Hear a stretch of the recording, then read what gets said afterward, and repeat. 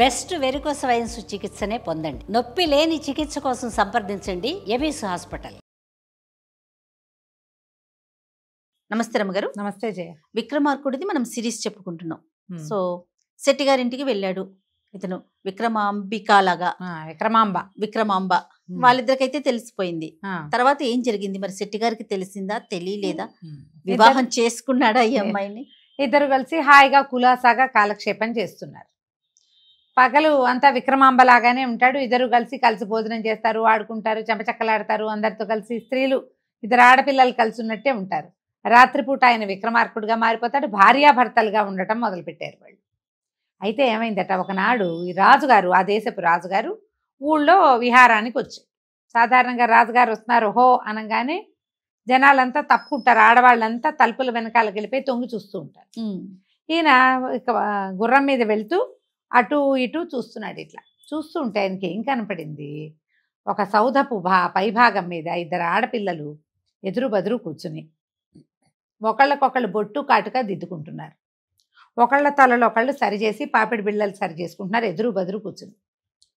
ఈయన ఆశ్చర్యపోయాడు. నేను వస్తుంటే అన్ని సౌధాల మీద ఆడవాళ్ళు తెర వెనకాల నిలబడి లేదా తలుపుల వెనకాల నిలబడి నన్ను చూస్తారు.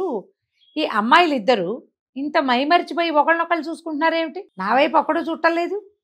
తర్వాత ఏమో నేను చూస్తున్నానన్న స్పృహ కూడా లేదు వీళ్ళకి. ఆయన వచ్చేశాక ఈ మేడ ఎవరిది, ఆ పైన ఉన్న పిల్లలు ఎవరు కనుక్కున్నాడు. ఈ మేడ కుంతల శెట్టిది. అందులో ఒక అమ్మాయి ఖచ్చితంగా కుంతల శెట్టి కూతురు సౌందర్యరాశి.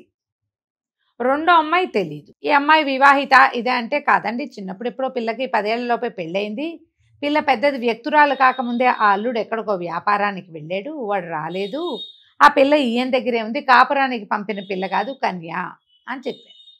చెప్పేసరికి రాజు ఒప్పుకోలేదు. కన్యగా లేదు, కన్య కాదు. ఈ పురుషుడి మొహం ఎరగని పిల్ల ధోరణి వేరుంటుంది. ఈమె పురుష సాహచర్యం ఉన్న అమ్మాయి అది. ఆ ఎదురుగుండా ఉన్నది కూడా అంతే. వాళ్ళకి ఇంత మైమరిచిపోయి అలంకారం ఎవరి కోసం చేసుకుంటున్నారు వీళ్ళు? భర్త లేకపోతే ఆ పిల్లగా అంత అలంకారం ఎందుకు అని చెప్పి కుంతల శెట్టికి కబురు చేశారు. కబురు చేసేసరికల్లా మీ అమ్మాయి సంగతి ఏమిటి అని అడిగితే కుంతల శెట్టి అన్నాడు, మా అల్లుడు ఎక్కడికో వెళ్ళాడండి, రాలేదు, పిల్ల మా దగ్గరే ఉంది. అంటే రాజుగారు అన్నాడు, అలాగా, మీ అమ్మాయి చాలా అందగత్తిగా ఉంది, ఆ పిల్ల నాకు ఇచ్చి పెళ్లి చేయన్నాడు. కుంతల శెట్టి నిర్ఘాంతపోయాడు.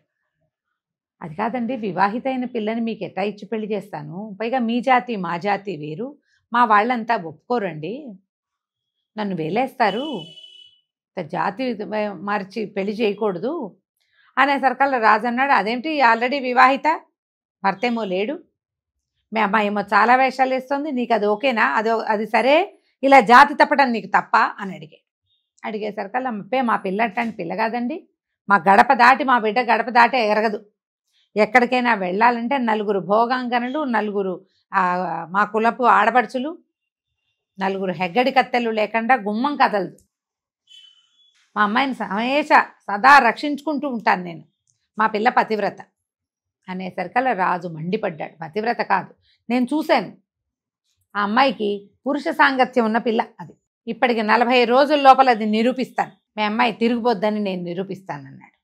ఈయన కాళ్ళు చేతులు ఉనికిపోయినాయి. పిల్ల తనకు తెలియకుండా గుమ్మం దిగదే. ఈయన ఇంటికి వచ్చాడు.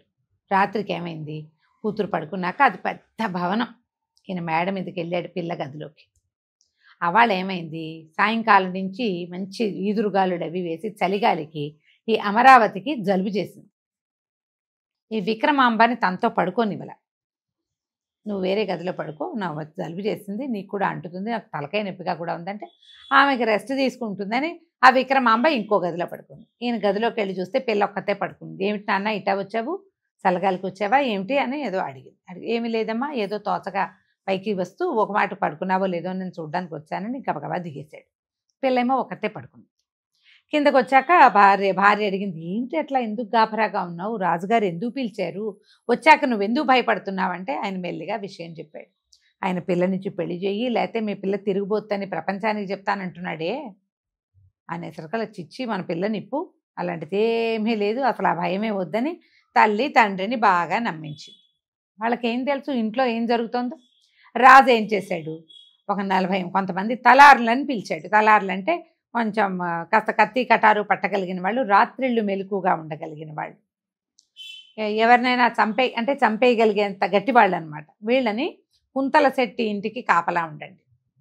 ఆ శెట్టి ఇంట్లో మేడ మీద ఉండే అతని కూతురు, ఆమె ఎవరితోటైనా తిరుగుతోందేమో కనుక్కోండి అంటే సరే. అప్పటి నుంచి 40 రోజుల లోపల మీరు గనక ఇది కనుక్కున్నారా మీకు బోల్డ్ అని వెలలేని సొమ్ములు ఇస్తా. వెలలేని సొమ్ము అంటే అదే వెలకట్టలేని సొమ్ము. ఒకవేళ మీరు కనుక్కోలేకపోతే అందరికీ కనుగుడ్లు పీకిస్తానన్నాడు రాజు. వాళ్ళు రాత్రిపూట కంటికి ఒత్తులు వేసుకుని నిద్రలు పోకుండా కాపలా ఉండేవాళ్ళు. అమ్మాయి ఎప్పుడు బయటికి రాదు, ఆ ఇంట్లోకి ఎవ్వడు రాడు, లోపలే ఉన్నాడు విక్రమార్కుడు. అదే కదా, ఎవరికి తెలుసు? 40 రోజులు హాయిగా కులాసాగానే ఉన్నారు. 39 రోజులు గడిచాయి. 40వ నాటి రాత్రి అయినాక ఏమైంది, మంచి ఉమ్మదింపుగా ఉంది. అంతకుముందంతా వర్షాకాలపు గాలి అవి ఉండేవి. ఒక్కొక్కసారి రాత్రిపూట ఉక్కపోయేదు. ఈ ఆడవాళ్ళిద్దరూ విక్రమాంబ, అమరావతి ఇంట్లో చెమట పోస్తుంది. పక్కనే ఉన్న అరటి తోటలోకి వెళ్దాం. అరటి తోటలో ఒక గుహ లాంటిది ఉంది. ఆ గుహలో కొంచెం పడుకోవటానికి దానికి అవకాశం ఉంది. లోపల కొంచెం హంసతూలికా తలప ఉంది. వీళ్ళే ఎప్పుడైనా అమ్మా నాన్న కానీ ఎవరైనా గెస్ట్లు వచ్చినా అక్కడ తోటలలో విశ్రమించడానికి ఫామ్ హౌస్ లాంటిది ఉంది లోపల. ఆ అరటి తోటలోకి దిగారు. రాత్రి 11 గంటల వేళ, 12 గంటలు అయింది. దిగేసరికి మెలకుగా ఉన్నారుగా తలార్లు. వీళ్ళు చూశారు. చూసి అమ్మా, ఇద్దరు ఆడవాళ్ళు రాత్రిపూట లేచి బయటకు వస్తున్నారంటే వీళ్ళు ఎవరినో కలుసుకోవడానికే వెళ్తున్నారు, లేకపోతే ఎందుకు వెళ్తారు? ఎవరో ప్రియులు ఉన్నారు, వాళ్ళని కలవడానికి వెళ్తున్నారు. వీళ్ళ సంగతి ఏమిటో చూద్దామని వాళ్ళు వెళ్ళిన అరటి తోటకి వీళ్ళు కూడా వెళ్ళారు. వెళ్ళేసరికల్లా ఆ గుహలోకి పోయారు వీళ్ళిద్దరు. ఒక చిన్న డెన్ లాగా ఉంది. వీళ్ళు వెళ్ళిపోయి తమ సొంత స్వరూపాలతోటి ఆనందించి నిద్రపోయారు. నిద్రపోయేసి ఎవరి స్వరూపాల్లో వాళ్ళు కనపడ్డారు. విక్రమార్కుడు స్వస్వరూపంలో కనిపించాడు. వీళ్ళు బాగా ఇంకో 2 గంటలు గడిచాక లోపలికి వెళ్ళి చూస్తే స్త్రీ పురుషులు ఇద్దరు ఏకశయ్యాగతులుగా కనిపించారు. కనిపించగానే వీళ్ళేం చేశారు, వీళ్ళని ఇట్లా కాదని ఈ నలుగురు కలిసి 4 పక్కల ఆ మంచాన్ని లేవదీసి ఊరి మధ్యలో ఒక కాళికాలయం ఉంది. ఆ ఆలయంలో మండపంలో పెట్టారు తీసుకుపోయి. ఎప్పుడైతే విక్రమార్కుడు ఇలా ప్రయాణపు అంటే మోసుకెళ్ళబడ్డాడో భేతాళ్ళు చూశాడు. విక్రమార్కుడిని తీసుకెళ్తున్నారు ఎక్కడు. వెంటనే భట్టిని నిద్రలేపాడు. ఇలాంటిది ఒకటి జరిగింది. విక్రమార్కుడు పట్టుబడిపోతాడు ఇప్పుడు అనగానే భట్టి ఇతను ఏం చేశాడు, మధుర ఇక్షు ఇంట్లో ఉన్నాడు. ఈ అమ్మాయి స్నేహితురాలు ఉంది కదా ముందు సందులో, ఒక గణికాంగన, ఆ పిల్లతో ఉంటున్నాడు అతను భట్టి. వాళ్ళకి అదేం తప్పు కాదు. ఏం చేశారు, ఇద్దరు అంతఃపుర కాంతల్లాగా వేషాలు వేసుకుని మేలుముసుకలు వేసుకుని పరిగెత్తుకుంటూ కాళికాలయానికి వెళ్ళిపోయారు. కాళికాలయం లోపల మండపంలో ఈ రాజు, విక్రమార్కుడు, అమరావతి ఇద్దరు మంచం మీద ఉన్నారు. మెలకు లేదు. ఈ వెళ్ళిన భట్టి వాళ్ళు ఏం చేశారు, ఈ తలార్లు అడ్డుకున్నారు వాళ్ళని. లోపలికి వెళ్ళకూడదు అంటే మాకేం తెలుసు, రాణిగారి ఆజ్ఞ, రహస్యంగా రాత్రిపూట పూజ చేయాలి, రాజుగారిని వశం చేసుకోవడానికి రాణిగారు ఏదో పూజ చేయిస్తుంది, పూజ జరగలేదంటే ఈ తలార్లు ఇక్కడ నిలబడి పూజ చేయనివ్వలేదని చెప్తాం, మీ కాళ్ళు విరక్కొట్టిస్తుంది, తెల్లారేసరికి కాళ్ళు పోతాయి మీ అందరికీ, మీ ఇష్టం వెళ్ళిపోమంటే వెనక్కి వెళ్ళిపోతాం అన్నారు. అనగానే తలార్లు ఏమనుకున్నారు, ఈ పని జరగకపోతే రాజు గుడ్లు పీకుతానన్నాడు. ఇప్పుడు పూజ జరగకపోతే రాణిగారు ఏం చేస్తుందో వీళ్ళే కాళ్ళు విరకొడతామని వీళ్ళే చెప్తున్నారు ఆడవాళ్ళిద్దరు. సరే లోపలికి వెళ్ళి గుట్టుగా పూజ చేయించేసి వచ్చేసేయండి, పూజ చేసుకుని వచ్చేయమన్నారు. వీళ్ళేవో పసుపు కుంకాలు మోసుకెళ్ళారు. పూజ చేయాలంటే పట్టుకెళ్ళాలిగా. ఆడవాళ్ళ వేషంలో ఉన్న ఇద్దరు అంటే అంతఃపుర కాంతల వేషంలో ఉన్న మధుర ఇక్షు, భట్టి ఇద్దరు కాళికాలయం లోపలికి వెళ్ళిపోయి విక్రమార్కుడిని, అమరావతిని నిద్రలేపి ఇదిగో ఇది జరగబోతోంది, మీ ఇద్దరు మా బట్టలు వేసుకుని బయటకు వెళ్ళిపోండి అని ఇద్దరికి ఈ 2 వేషాలు ఇచ్చేసి అక్కడున్న స్త్రీ పురుషాల బట్టల్లో తాము ఇద్దరు పడుకున్నారు. మంచం మీద దుప్పటి కప్పేసుకున్నారు. తెల్లారింది. తలారుల్లో ఒకడు పరిగెత్తుకుంటూ వెళ్ళి రాజుకు చెప్పాడు. ఆ గదిలో నుంచి, ఆ ఇంట్లో నుంచి బయటకు వచ్చిన అమ్మాయిలు ఇద్దరు ఒక చోటకి వెళ్ళారు. ఒక పురుషుడు, స్త్రీ అక్కడ పడుకుని ఉన్నారు. వాళ్ళని పట్టుకొచ్చాం. 2వ అమ్మాయి ఏమైందో మాకు తెలియదు. ఒక అమ్మాయి అయితే గ్యారంటీగా అక్కడ ఉంది. ఆ అమ్మాయి అందగత్తె అయిన అమ్మాయి కుంతల శెట్టి కూతురు అనగానే రాజు ఆగ మేఘాల మీద వచ్చేసి కుంతల శెట్టి కూడా కేకేయించుకొచ్చాడు. నీ కూతురు ఎవరితో పడుకుందో చూపిస్తాను నీకు అన్నాడు. ఎవరితో పాటు నిద్రిస్తుందో నువ్వు తెలుసుకోవాలి అని చెప్పి డామ్ డీమ్ అన్నాడు. ఈ అమ్మాయిని వచ్చి పెళ్లి చేయమంటే నువ్వేదో బోళ్ళు మాటలు మాట్లాడావు, ఇప్పుడు చూసావా నీ కూతురు సంగతి బయటపడింది, కాళికాలయంలో ఉన్నారు, ఊరంతా తెల్లవారేసరికి అందరూ చూసేస్తారు. ఆయన అరిచి కేకలు పెట్టాడు. ఈ కుంతల శెట్టి గారి చేతిలో నీపోతూ దుప్పటి తీసాడు. తీస్తే ఏముంది, మధుర ఇక్షు పడుకుని ఉంది అక్కడ. ఆ అమ్మాయి గణికాంగన, ఆమె ఎవరితోటైనా ఉండొచ్చు. దుప్పటి తీసేసరికల్లా వీడెవడో శెట్టి. రెండో వాడిని ఎప్పుడు వీళ్ళు చూడలేదు. ఆయన గుర్తొచ్చింది, మొట్టమొదట మన ఇంటికి వచ్చిన శెట్టి ఈ అబ్బాయి. మొదట శెట్టి గారి వేషాల్లో వచ్చారు కదా విక్రమార్కుడు, భట్టి.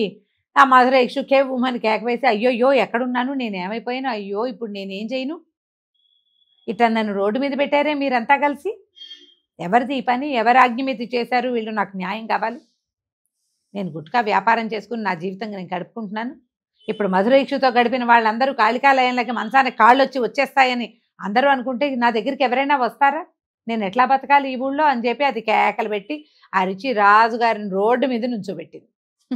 ఆయనకేం చేయాలో తెలియలే. సరే మధుర యక్షుని ఓదార్చి ఏదో పొరపాటు జరిగింది, కానీ తలారు ఆశ్చర్యపోయారు, తమ రాత్రి చూసిన అమ్మాయి కాదు ఇది. అమ్మాయి ఎట్లా మారింది, వాళ్ళలో ఒకడికి అనుమానం వచ్చింది, ఇద్దరు ఆడవాళ్ళు లోపలికి వచ్చారు, ఇద్దరు ఆడవాళ్ళే వెళ్ళిపోయారు. వెళ్ళిపోయింది మొదట వచ్చిన ఆడవాళ్ళేనో కాదో మనకెట్టా తెలిస్తే వాళ్ళు ముసుగులు వేసుకుని ఉన్నారు. అదే ఏదో జరిగింది. ఇప్పుడు రాణి గారి చిలకత్తలు వచ్చారని చెప్తే అదేం తలకాయ నొప్పో, నోళ్ళు గట్టిగా మూసుకుని ఊరుకున్నారు. ఈ మధుర యక్షు దాని ఇంటికి అది వెళ్ళిపోయింది, భట్టి ఆయన దారిని ఆయన పోయాడు. కుంతల శెట్టి ఇంటికి వెళ్తే కూతురు విక్రమాంబిక కూర్చొని సద్దనం తింటున్నారు. చేసేదేముంది, మా పిల్ల చాలా అద్భుతమైంది అనుకున్నారు. 2 రోజులు గడిచేసరికల్లా ఈ అమరావతి భర్త, ఆపీతస్థాని యొక్క భర్త ఊరి నుంచి వచ్చాడు. మా అల్లుడు వచ్చాడన్నారు. అందరూ ఆయనకి నీరాజనాలు ఇచ్చారు, లోపల ప్రవేశపెట్టారు. అతను చూసి హతాశురాలైపోయింది అమ్మాయి. ఏం వివాహం చేశారో, నేను అతన్ని మొహం చూడలేదు, మళ్ళీ నేను నువ్వే నా భర్త అనుకుని నేను నీతోటే ఉన్నాను, ఈ జీవితం ఇలా వెళ్ళిపోతుంది అనుకున్నా, ఇప్పుడు వీరొచ్చిన నెత్తి మీద కూర్చున్నాడు, నేనేం చేయను. వాళ్ళ ఏడ్చింది. ఏడ్చేసరికల్లా విక్రమార్కుడు అన్నాడు, నువ్వు బాధపడకు, భయపడకు, గాంధర్వ వివాహం మన వివాహాల్లో ఉంది, మనం గాంధర్వ వివాహం చేసుకున్నాం, నిన్ను నాతో తీసుకెళ్లే పూచి నాది, నువ్వు ధైర్యంగా ఉండి చెప్పినట్టు చెయ్యి. ఇప్పుడు నీ భర్త ఇవాళ రాత్రో రేపు రాత్రో నీ దగ్గరకు వస్తాడు, నేను ఒక వ్రతం పట్టాను, నువ్వు వచ్చాక మొదలు పెట్టాలి అది, కాబట్టి ఒక 15 రోజుల పాటు నువ్వు నా జోలికి రావద్దు, నిన్ను సేవిస్తా అంతే. ఈ 15 రోజులు వ్రతం అయిపోని, 16 రోజులు అమ్మవారి వ్రతం, ఇది అయిపోని, అమ్మవారి షోడశోపచారాలు చేస్తాం కదా, షోడశ దినాలు అర్చన ఉంది నాకు, ఈ 16 రోజులు విడిగా ఉండు, తర్వాత నేను నీ పాదదాసిని మీ ఇంటికి కూడా వచ్చేస్తానని చెప్పి, ఈ 16 రోజుల లోపల నిన్ను తీసుకెళ్లే పూచి నాది. బాగానే సరే. ఈయన చక్కగా పెళ్ళికొడుకు భోజనం అది చేశాక భార్యని పలకరించడానికి వచ్చాడు. వస్తే ఈవిడ చెప్పింది జాగ్రత్తగా, అమరావతి నాకు అమ్మవారి వ్రతం ఉంది, ఇన్నాళ్ళు నీకోసం వేచున్నాను, నువ్వు ఎప్పుడు కంటపడితే అప్పుడు 16 రోజులు నోము నోచుకుంటానని పెట్టుకున్నాను, కాబట్టి అది సంగతి. సరే, ఈయన ఊరికే అందగత్తైన భార్యను చూస్తూ లొట్లేస్తూ అటు ఇటు తిరుగుతున్నాడు. ఇంతలో ఏమైంది, ఉండుండి ఈ విక్రమాంబ అతనికి కనపడేది. వాళ్ళు భోజనం చేసినప్పుడు చటుక్కుని వచ్చేది, అయ్యో అక్కయ్య బావగారు భోజనం చేస్తున్నారా, మళ్ళీ వస్తాలే అని వెళ్ళిపోయేది. ఈ భార్యని ముట్టుకోవడానికి వీల్లేని పరిస్థితి. ఈ ఉండుండి కనపడే ఈ సౌందర్యవతి ఒడ్డు పొడుగు ఉన్న అమ్మాయిని చూసేసరికల్లా ఆయన కొంచెం ఉత్సాహంగా ఉండేది. ఈ అమ్మాయి ఎవరు ఏమిటని భార్యని అడిగాడు. ఆ అమ్మాయి భర్త ఏదో ఊళ్ళో ఉన్నాడు, పరాయి వాళ్ళ గురించి అలా అడగకూడదండి, మా ఇంట్లో కొద్దిగా కొంతకాలం ఉండటానికి వచ్చింది, నన్ను అక్క అంటుంది, మీరు అమ్మాయి గురించి అడగకూడదు అట్లాగా అని చెప్పి, అడగకూడదు అన్న వాటి మీదే జనాలకి ఆసక్తి ఎక్కువగా ఉంటుంది, అమ్మాయి జోలు మీకెందుకు అని చెప్పి ఉండుండి కనపడేది. ఆ అమ్మాయి మెరుపు తీగలగా వచ్చి వెళ్ళిపోతుంటే ఈయనకి భార్యతోటి ఏం వ్యవహారం లేదు, ఆ పిల్ల మీద ఉండేసరికల్లా ఒకనాటి రాత్రి ఏమైంది, ఈ అమరావతి భోజనం అయిపోయాక, ఈయన భోజనం అయ్యాక అమ్మాయి కిందకి వెళ్ళిపోయింది.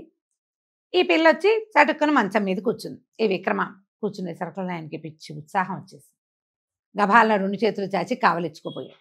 ఆ అమ్మాయి చాలా సిగ్గుపడి, అయ్యో నేను ఎప్పటి నుంచో మా ఆయన కోసం ఎదురు చూస్తున్నాను, మీకు నా మీద వ్యామోహం కలిగింది, అక్కయ్య వస్తే కొంప మునిగిపోతుంది, రేపో ఎల్లుండో ఏకాంతంలో మన ఇద్దరం కలుసుకుందామని చెప్పి విక్రమార్కుడు వీడు ఈ పెళ్లి కొడుకు సరేని అనుకున్నాడు. 2 రోజులు ఈ విక్రమాంబ ఒక బాకు పుచ్చుకుని తిరిగేది. 2వ రోజు రాత్రి చీకటి మాటున ఆ అమ్మాయి మేడ మీదకి వస్తుంటే ఈయన గట్టిగా కావలిచ్చుకున్నాడు. కావలిచ్చుకునేసరికి ఈ బొడ్లో దోపుకుని ఉన్న చాకుతోటి ముక్కు కోసి పారేసింది. ముక్కు దిగిపోయింది. ముక్కు దిగిపోతే ముక్కేది పడిపోయింది, నెత్తురు కారిపోతుంది. ఆ అమ్మాయి మెరుపులాగా మాయమైపోయింది. ఈ ముక్కు దిగిపోయిన పెళ్ళికొడుకి ఏం చేయాలో తెలియదు. ఇక్కడే ఉంటే పరువు పోతుంది, ప్రధానమైంది పరువు పోతుంది. పైగా భార్య వ్రతంలో ఉండగా ఎవరో వాళ్ళ ఇంట్లో కాపుదలకి ఉంచినటువంటి పిల్లని కావలించుకున్నాడంటే అది మంచిది. ఇది వీడి చెడ్డవాడైపోతాడు. అమ్మాయి మాటిన బులిబుచ్చి కప్ప మాటలు కనపడి కళ్ళార్పింది అవన్నీ ఎవరికీ తెలియదు. వీడు ఆవిడ్ని కౌగిలించుకోపోయాడు, ఆవిడ ముక్కు కోసింది మాత్రమే కనపడుతుంది. ఏం చెయ్యాలో తెలియక అతను కాస్త ఇంటి నుంచి వెళ్ళిపోయాడు.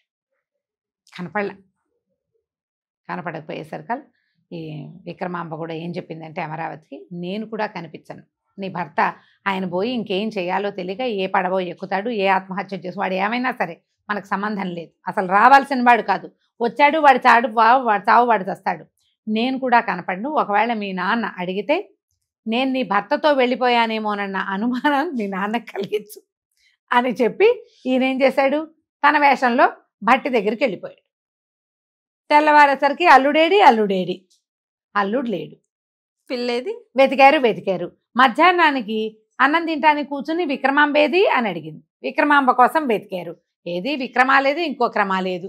ఇల్లంతా వెతికాక అప్పుడు అమ్మాయి చెప్పింది, మీ అల్లుడు అదో రకంగా చూశాడు విక్రమాంబకేసి, మరి దానికేమనిపించిందో, అది మొగుడు కోసం వేచి ఉంటుంది అనుకున్నాను, ఎంతో కానీ వెళ్ళిపోయిందేమో నాన్న, పరువు తక్కువ అన్నది.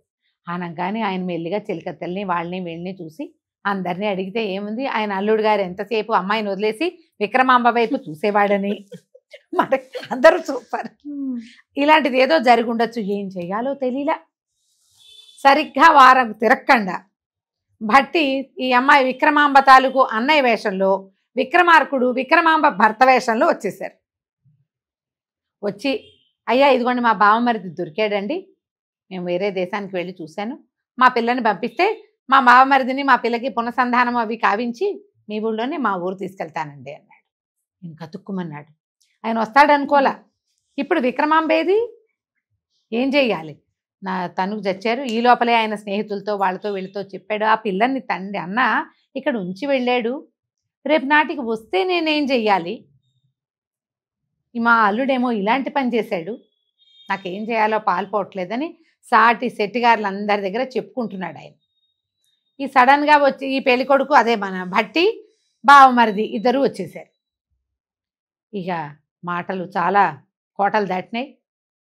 అయితే వీళ్ళలో వీళ్ళు ఒకళ్ళు ఆలోచించుకుని ఏమన్నారు, కాదండి శెట్టిగారు, కుంతల శెట్టిగారు, మీ అల్లుడేమో వెళ్ళిపోయాడు, మొహం చెల్లుతుందా మళ్ళీ వచ్చి మీ పిల్లని నాకు ఇవ్వండి అని అడగడు, అమ్మాయిని తీసుకెళ్ళాడు, మనం అడుగు కూడా పెట్టనివద్దు, ఓ పని చేద్దాం, ఈ అబ్బాయి బాగున్నాడు, వీడి పెళ్ళాము వాడితో వెళ్ళిపోయింది, ఈ బాగున్న అబ్బాయికి మన పిల్లని ఇచ్చి పెళ్లి చేసేద్దాం, మనలో భర్తలు లేకపోతే రెండో పెళ్లి చేయటం ఉన్నది, ఇక్కడ జరుగుతుంది, మా పిల్లని ఇస్తానని వీళ్ళకి చెప్పండి అనేసరికి ఇంకొంచెం బాగా ఆలోచించి ఆయన చేతులు పుచ్చుకుని, అయ్యా ఇవి చేతులు కాదు కాళ్ళండి, మీ పిల్లని మా అల్లుడు తీసుకుపోయాడు, దయచేసి మీరేమనుకోకుండా ఈ పిల్లాడికి ఇంకో పిల్లనిచ్చి పెళ్లి చేద్దాం ఆఫర్ ఇచ్చాడు.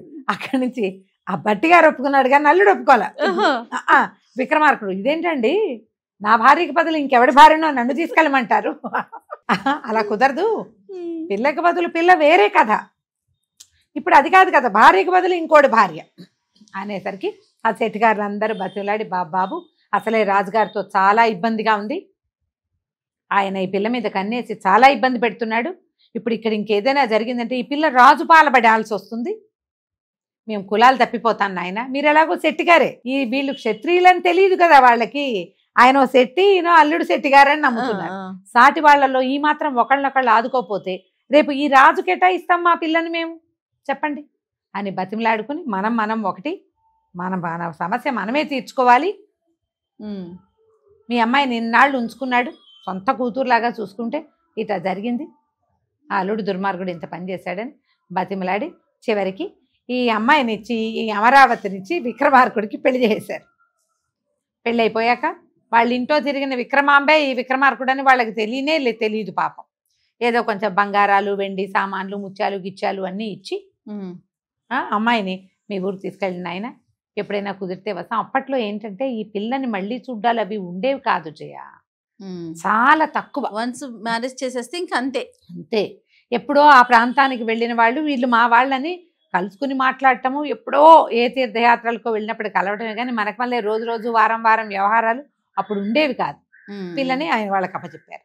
వీళ్ళు చక్కగా పేతాళుడితో పాటు 6 నెలలు ఎలాగూ గడిచిపోయింది ఇక్కడ. పర్వాలేదని తమ సొంత రాజ్యానికి వెళ్ళిపోయి అమరావతికి అప్పుడు ఈ వచ్చిన వాడు విక్రమార్కుడని తెలియజేసి అమ్మవారిని భద్రకాళి దర్శనం చేసుకుని మళ్ళీ వెళ్ళాలి గుళ్ళోకి. దర్శనం అయ్యాక అప్పుడు రాజ్యప్రవేశం చేసి హాయిగా రాజ్యం చేసుకుని ఉన్న భార్యలతో పాటు ఈ అమరావతిని కూడా తమ భార్యల సమూహంలో కలిపేశాడు విక్రమార్కుడు. ఇది చెప్పింది 6వ ప్రతిమ. చూడు విక్రమార్కుడు సమయానుకూలంగా తను వలచిన స్త్రీ కోసం ఎలా చేయగలిగాడు. ఇందులో సాహసం కంటే ఒకటి సాహసం అయితే రెండో సమయస్ఫూర్తి. జరిగిన సిచ్యువేషన్ని వచ్చిన సందర్భాన్ని తనకు అనువుగా తిప్పుకున్నాడు. నువ్వు తిప్పగలవా అట్లా? మెమ్మే బెబ్బే అని 4 వేళ్లాడేస్తావు. ఎవరి వల్ల కాదు అట్లా చేయటం. ఎంత స్పాంటేనియస్గా చేశాడో చూడు. నీకు అలాంటిది సమయస్ఫూర్తి లేదు, ఎవ్వరికీ ఉండదు. కాబట్టి విక్రమార్కుడు లాంటి సమయస్ఫూర్తి కలిగి ఉంటేనే నువ్వు మెట్టెక్కాలి, లేకపోతే అంతే సంగతి అనగానే భోజుడు ఒక నమస్కారం చేసి దిగి వెళ్ళిపోయారు. కంచికి మనం ఇంటికి. ఇంకో భాగం తెలుసుకుందాం మళ్ళీ మనం. అలానే రమ్మగారు. నమస్తే. నమస్తే.